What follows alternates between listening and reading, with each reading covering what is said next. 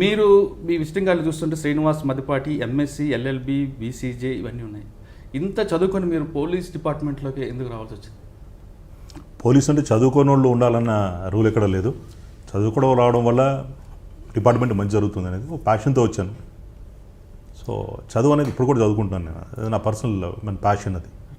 అంటే మీకు ఇంకొక మీ ఫ్రెండ్స్ సర్కిల్లో మీ హైర్ ఆఫీషియల్లో ఒక మాట ఉంది, మీ తుపాకీ నుంచి బుల్లెట్ ఎంత స్పీడ్గా వస్తుందో మీ నోట్ నుంచి మాట కూడా అదే స్పీడ్లో వస్తుంది, అదే తోటాలకు పేలుతుంది అంటారు. అంటే బై బర్త్ నుంచి స్వభావమా, లేదంటే డిపార్ట్మెంట్ ఇచ్చిన ఇదా, లేదా మీరు చదువుకుని దీంట్లో వచ్చింది? స్వతహా అంటే ఒక వ్యక్తి అనే అతను హార్డ్వేర్ అనేది స్వతహా పుట్టుకతోనే వస్తుంది, జన్మతా వస్తుంది. అది నా నేచర్ అయి ఉండొచ్చు, నా ప్రవృత్తి అయి ఉండొచ్చు, వృత్తిపరంగా కొంత ఎక్వైర్ చేసి ఉండొచ్చు, కొన్ని స్కిల్స్ నేను కొత్తగా ఎక్వైర్ చేస్తే చేసి ఉండొచ్చు. But definitely it's my nature. Okay. అంటే మీ డిపార్ట్మెంట్ నాన్నగారు మీరంతా నిజామాబాద్ జిల్లా వచ్చారు, అక్కడ మీ ఫాదరు, అసలు ఒకసారి మీ బ్యాక్గ్రౌండ్ ఏంటంటే? నేను నిజామాబాద్ జిల్లా బోధన్ తాలూకా ఎడపల్లి అనే గ్రామంలో ఒక మధ్యతరగతి వ్యవసాయ కుటుంబంలో పుట్టాను. తల్లిదండ్రులు పూర్తిగా వ్యవసాయ ఆధారిత బ్యాక్గ్రౌండ్ నుంచి ఉన్నవాళ్ళే. పోలీసు అనేది చిన్నప్పటి నుంచి కొంతమంది నాకు తెలిసిన దగ్గర నుంచి కొంతమంది మా నాన్నగారికి సంబంధించిన పోలీస్ ఫ్రెండ్స్ ఉండడం వల్ల చిన్నప్పటి నుంచి వాళ్ళు చూస్తూ పెరిగి నాకు తెలియకుండానే నాలో ఒక జిజ్ఞాస, ఒక ఇంట్రెస్ట్, ఒక జీల్ డెవలప్ అయింది పోలీస్ ఆఫీసర్ కావాలని. అదే నన్ను ఇక్కడ దాకా రావడానికి ప్రేరేపించింది. ఓకే. అంటే పోలీస్ అయిన తర్వాత ఫస్ట్ పోస్టింగ్ ఎక్కడ వచ్చింది? అక్కడ ఉన్న మీరు టేకప్ చేసినప్పుడు సిచ్యువేషన్ ఆ ఏరియాలో ఎలా ఉందండి? నా ఇనీషియల్ పోస్టింగ్స్ అన్నీ కూడా దాదాపు నేను సర్వీస్లో చేరిన తర్వాత 10-12 సంవత్సరాల పాటు నల్గొండ జిల్లాలోనే పనిచేశాను. ఫస్ట్ పోస్టింగ్ మిర్యాలగూడలో చేశాను. అప్పట్లో ఒక ప్రొబేషనరీ సబ్ ఇన్స్పెక్టర్కి, యంగ్స్టర్కి, కొత్తగా వచ్చిన వాడికి మిర్యాలగూడ లాంటి కాంప్లికేటెడ్ పోలీస్ స్టేషన్ బాధ్యతలు అప్పగించడం అనేది ఒక ఛాలెంజ్ అని ఉండేది. ఆఫీసర్లు నా మీద నమ్మకంతో ఆ బాధ్యతలు అప్పగించారు. నా శాయశక్తిలో కృషి చేసి అక్కడ లా అండ్ ఆర్డర్ కానీ, దొంగతనం కానీ అదుపులోకి తీసుకురావడానికి చాలా కృషి చేశాను. తద్వారా నాకు గుర్తింపు కూడా లభించింది. కాకపోతే అనేక రాజకీయ కారణాల వల్ల నా ఇనీషియల్ పోస్టింగ్స్ ఏవి కూడా 5 నెలలు దాటలేదు. ఫస్ట్ 4-5 పోస్టింగ్స్ అన్నీ కూడా ఎక్కడ నేను 5 నెలలకు మించి పనిచేయలేదు. అంటే మీరు కూడా సినిమా స్టైల్లో వాళ్ళ ఆఫీసర్లతో యుద్ధాలు చేయడం, పొలిటికల్ ప్రాబ్లమ్స్తో 1 year కూడా ఎక్కడ చేయకుండా వచ్చారా? యుద్ధాలు అని అనడానికంటే పరిస్థితులు గట్టిగా, నిక్కచ్చిగా, నిర్మోహమాటంగా, ముక్కుసూటిగా మాట్లాడడం అనేది కొంత ఇబ్బంది జరిగి ఉండొచ్చు. సినిమాలన్నీ జీవితాల నుంచి వస్తాయని నేను అనుకుంటున్నాను. సినిమాటిక్ హైప్ ఉంటుందేమో దాంట్లో. డెఫినెట్లీ. కాకపోతే నాకు ఒక అడ్వాంటేజ్ ఉండేదంటే నన్ను ఎన్నిసార్లు ట్రాన్స్ఫర్ చేసినా కూడా ఆఫీసర్స్కి నా పట్ల ఒక నమ్మకము, ఒక మంచి అభిప్రాయం ఉండేది కాబట్టి తిరిగి మళ్ళీ నన్ను ఇంకో ఇంపార్టెంట్ పోస్టింగ్కి పంపిస్తుండేవారు. అంటే నల్గొండ జిల్లా పనిచేస్తున్నప్పుడు మావోయిస్టుల యాక్టివిటీస్ ఎలాగుండేది? అప్పుడున్న సిచ్యువేషన్ ఒకసారి లైక్ మేము జిల్లాలో వెళ్ళినప్పటికీ అప్పుడప్పుడు మెల్లగా సౌత్ తెలంగాణలో, అందులో నల్గొండ జిల్లాలో లెఫ్ట్ వింగ్ ఎక్స్ట్రీమిజం మెల్లమెల్లగా పుంజుకుంటుంది. 89-90 ప్రాంతంలో. 93-94కి వచ్చినప్పుడు ఇంకా ఉధృతమైంది అది. నేను ఇనీషియల్గా పనిచేసిన ప్రాంతాల్లో పెద్దగా ఎఫెక్ట్ ఏరియాస్ లేవు. కానీ నేను భువనగిరి వచ్చింది 1995 ఎండింగ్ అయ్యలో, 96లో. అప్పటికి ఇట్ వాజ్ బర్నింగ్. ఎందుకంటే అవతల వరంగల్, ఇటు మెదక్, ఇవన్నీ నైబరింగ్ డిస్ట్రిక్ట్స్ కూడా బాగా ఎఫెక్టెడ్ కాబట్టి, అవతల వరంగల్ జిల్లా నార్త్ తెలంగాణలో భాగం కాబట్టి ఆ యాక్టివిటీస్ చాలా ఎక్కువ ఉండేవి. ఓకే. అంటే మాధవరెడ్డి మీద ఎన్కౌంటర్, మాధవరెడ్డి మీద దాడి జరిగిన టైంలో మీరు ఎక్కడ ఉన్నారు? నేను అదే జిల్లాలో పక్కనే మాధవరెడ్డి గారు చనిపోవడం కొద్దిసేపు ముందు వరకు ఆయనకు సంబంధించిన బందోబస్తులో ఆయనతో పాటే ఉండి, ఆయన తిరుగు ప్రయాణం అయిన తర్వాత నేను తిరిగి నా హెడ్ క్వార్టర్స్కి వెళ్ళే క్రమంలో ఉండగా బ్లాస్టింగ్ సంఘటన జరిగింది. ఓకే. అంటే మీరు నల్గొండ జిల్లా భువనగిరి చేస్తున్న టైంలో ఎన్కౌంటర్లు కానీ అంటే రియల్ ఎన్కౌంటర్లు ఎన్ని చేసి ఉండొచ్చు? రియల్ ఫాల్స్ అంటూ ఏముండవు. దాన్ని ఎన్కౌంటర్ అనడం కన్నా ఎక్స్చేంజ్ ఆఫ్ ఫైర్ అనడం అనేది సముచితమైన పదమేమో నేను అనుకుంటున్నాను. టిపికల్లీ దానికి ఒక నెగిటివ్ కనెక్షన్ ఉంది ఎన్కౌంటర్ అనే దానికి.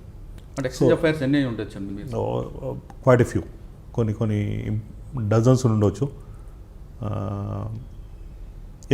లెక్క పెట్టలేదు కానీ చాలా యాక్టివ్గా. అప్పుడుండే టీము, అప్పుడున్న పరిస్థితులు, అక్కడ ఉన్నటువంటి అధికారుల బృందం, జిల్లాలో బాగా ఎఫెక్టెడ్ ఏరియాస్లో భువనగిరి ఒక ప్రాంతం కాబట్టి మేజర్ అటాక్స్ కూడా అప్పుడే జరిగినాయి. యాదగిరి పోలీస్ స్టేషన్ మీద attack, Veeravalli micro station attack, బొమ్మరాను పోలీస్ స్టేషన్ అటాక్, ఇవన్నీ అప్పుడే జరిగినాయి కాబట్టి రోజు పొద్దున్నే లేస్తే ఎక్కడే బ్లాస్టింగ్ వినాల్సి వస్తుందో అనే ఇలాంటి పరిస్థితులు ఉండేవి అప్పట్లో. వేరే ఆఫీస్ అందుతో పాటు నేను కూడా యాక్టివ్గా కాంట్రిబ్యూట్ చేశాను. ఇన్ని అని నేను కరెక్ట్ అని నిర్ధారణ చెప్పనే కానీ చెప్పదలుచుకోలేదు యాక్చువల్. అంటే మీరు యాక్చువల్గా పనిచేసే టైంలో మీ క్వార్టర్ మీద అటాక్ చేద్దామని ఒక ప్లాన్ జరిగిందని వచ్చింది, అది ఎంతవరకు కరెక్ట్? అది భువనగిరి తర్వాత కూడా నేను రామన్నపేటలో ఉండగా ఒకసారి ప్రయత్నం జరిగింది. అది నాకున్న ఇన్ఫర్మేషన్ ద్వారా నాకు ఇన్ఫర్మేషన్ వచ్చింది. అదే సైమల్టేనియస్గా అప్పుడున్న జిల్లా ఎస్పీ గారికి కూడా ఇన్ఫర్మేషన్ వచ్చింది. తగిన జాగ్రత్తలు తీసుకున్నాం. సో చాలామంది సహచరులను కోల్పోయాం. అంటే ఒకరోజు మాతో నడిచిన వ్యక్తి తెల్లారి ఆ వ్యక్తి ఫునరల్కి వెళ్ళాల్సిన సందర్భాలు చాలా తటస్థించిన ఆ ఏరియాలో పనిచేస్తున్నప్పుడు. బాధాకరమైన విషయం. అక్కడి నుంచి మీరు రామన్నపేట తర్వాత మీరు మెదక్కి వచ్చారు. మెదక్లో కూడా ఎన్కౌంటర్ చేశారు మీరు, నాకు తెలిసి పటాన్చేరు ఆర్సీపురం లిమిట్స్లో ఒక ఎన్కౌంటర్ చేశారు. అసలు అది ఆ రోజు నక్సలైట్లు ఎన్కౌంటర్ చేశారు, తర్వాత ఇక్కడికి వచ్చి ఒక దొంగని ఎన్కౌంటర్ చేశారు. అంటే దొంగని పట్టుకొని రిమాండ్ చేయొచ్చు కదా, కానీ మీరు ఎన్కౌంటర్ చేశారు ఇందువల్ల? అవకాశం లేదు అక్కడ. అంటే యాక్చువల్గా ఎన్కౌంటర్ చేశారు అనేది మళ్ళీ నేను ఒప్పుకోవట్లేదు. ఇక్కడ it's an exchange of fire. అంటే అక్కడ ఒక తీవ్రమైన డెకాయిటీ జరిగింది. ఒక మార్వాడి ఇంట్లో మా విమెన్ స్టాప్ చేసి 3.5 కిలోల బంగారం తీసుకుని ఒక గ్యాంగ్ పారిపోయే క్రమంలో నైట్ టీం అంతా నాతో సహా వెళ్ళి పెట్రోలింగ్లో వాళ్ళని పట్టుకోవడం జరిగింది. పట్టుకునే ప్రయత్నంలో అతను తప్పించుకునే ప్రయత్నంలో మా మీద దాడి చేశాడు. సో తప్పనిసరి పరిస్థితుల్లో ఫైర్ ఓపెన్ చేయాల్సి వచ్చింది. అంటే అక్కడ బీరాంగూడ కమాన్ దగ్గర జరిగింది అప్పుడు బాగా గుర్తుంది. లేదు, Ramachandrapuram limits HIG main road HIG wall దగ్గర ఎక్కడ జరిగింది. స్పాట్లో మీ మీద దాడి జరిగింది అంటున్నారు, కానీ అతని చేతిలో ఎటువంటి ఆయుధం లేదు, కానీ మీరు ఎక్స్చేంజ్ ఆఫ్ ఫైర్ అని అంటున్నారు. లేదు, అది పొరపాటు. అంటే పూర్తిగా మీకు దాని గురించి పూర్తి ఇన్ఫర్మేషన్ లేనట్టుగా నాకు అనిపిస్తుంది. అందులో కానిస్టేబుల్ గాయపడ్డాడు, చాలా తీవ్రంగా సీరియస్లీ ఇంజర్డ్ అతను. అతని దగ్గర ఫైర్ ఆర్మ్ లేదు, బట్ కత్తులు లాంటి క్యారీ చేస్తున్నాడు. ఒక కానిస్టేబుల్ ఇంజర్ అయిన తర్వాతే తప్పనిసరి పరిస్థితుల్లో ఫైర్ ఓపెన్ చేయాల్సి వచ్చింది. ఓకే, మీరు రామచంద్రపురం చేశారు. రామచంద్రపురం చేసిన తర్వాత అప్పుడు ఒక కూల్ డ్రింక్స్ కంపెనీ మధ్య వివాదం ఉంది. ఆ వివాదం ఎలా పరిష్కరించారు? అప్పట్లో నేను ఓన్లీ సమన్వయకర్తగానే ఉన్నాను. నేను ఆ రెండు కూడా మల్టీనేషనల్ కంపెనీస్. సీనియర్ ఆఫీసర్స్ దాంట్లో ఇంటర్వ్యూన్ అయ్యారు.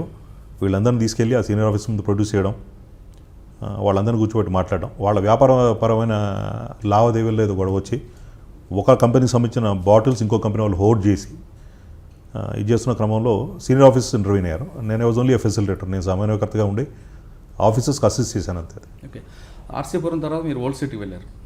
ఓల్డ్ సిటీలో మీ మీద అటాక్ జరిగింది. అసలు ఆ సిచ్యువేషన్ ఒక్కసారి. ఫస్ట్ టైం అంటే హైదరాబాద్ పోలీసింగ్ అందులో పాత బస్తీ పోలీసింగ్ అనేది ఒక భిన్నమైన పోలీసింగ్. సో మేము కొత్తగా అక్కడికి వెళ్ళడం, సో అన్ని చోట్ల ఎక్కడైతే లా అండ్ ఆర్డర్ ఇష్యూస్ ఉంటే అక్కడ జనరల్గా యాక్టివ్గా ముందుకెళ్ళడం అనే ఒక అలవాటు ఫస్ట్ నుంచి కూడా ఉండింది.